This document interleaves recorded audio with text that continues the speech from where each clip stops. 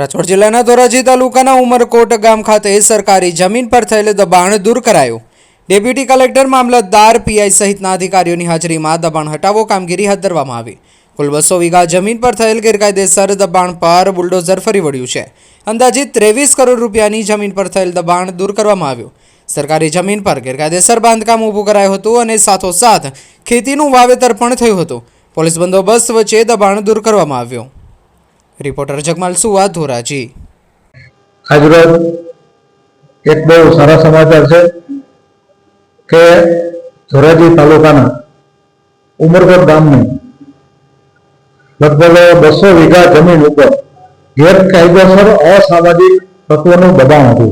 लगभग 19 जेटला असामाजिक तत्वों दबाण हतुं अने ए दबाण 2010 में भादर जलाशयना संदर्भमां जे जमीन डूबमां गयेली हती ए जमीनना संदर्भमां अमुक तत्वोए जंगल खातानी जमीन आ जमीननुं दबाण करेલું હતું અને દબાણ દૂર કરવા માટે જે સુપ્રીમ કોર્ટની ગાઈડલાઈન મુજબ નિયમ મુજબ બધી કાર્યવાહી કરી અને અહીંના સ્થાનિક અધિકારી, પ્રાંત અધિકારી અને એની ટીમ અને પોલીસ અધિકારી સાથે રાખી અને લગભગ 8-10 જેટલા જેસીબી, 15 જેટલા ટ્રેક્ટર દ્વારા આ દબાણ દૂર કરી આ જમીન પરત જંગલ ખાતાને પરત આપવામાં આવી છે। અને આશરે કેટલા કરોડનું आ जमीन 23 करोड़ ऊपर की जमीन है। बजार भाव गणिए तो 23 करोड़ ऊपर की जमीन है। અને આ જમીનમાં જે 19 અસામાજિક તત્વો જે આમાં સંડોવાયેલા હતા, જે લોકો દબાણ કર્યું હતું, એ 19 પૈકી 3 સામે તો બહુ ઘણી પોલીસ સ્ટેશનમાં ગુજરાતમાં ગુના દાખલ થયા છે। તો અત્યારે જે ગુજરાત રાજ્યના ગૃહ ખાતા દ્વારા માનનીય ગૃહમંત્રી હર્ષભાઈ અને રાજ્યના મુખ્યમંત્રી ભૂપેન્દ્રભાઈ પટેલ દ્વારા જે कड़क कार्यवाही करने सूचना आपेली है ए संदर्भ में धोराजी अंदर आ सुंदर कार्यक्रम काम थयेलुं छे।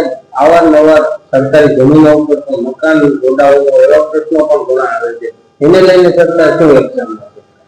अत्यारे राज्य सरकारनी बहु स्पष्ट नीति है कि कोईपण प्रकारना गैरकायदेसर दबाण, गैरकायदेसर कब्जा के कोईपण ग्राम्य विस्तार हो, शहरी विस्तार हो के खेत विस्तार हो, एवं कोईपण जातना आ प्रकारना दबाणो दूर करवामां आवशे અને જે મૂળ માલિકને નિયમ મુજબ જે એની માલિકી હક ધરાવતા હશે એને એની જમીન પરત મળશે।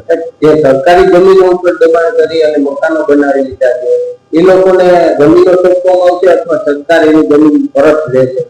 અને જે મારું એવું માનવું છે કે આ આખો વિષય આને લગતા ઘણા કાયદાઓ પણ છે કે સામાન્ય રીતે સરકારી જમીન ઉપર કોઈ ગેરકાયદેસર બાંધકામ કર્યું હોય તો એ બાંધકામ ડિમોલિશન કરવું જ પડે અને એ જમીન પાછી સરકારના અધીન જ રહે।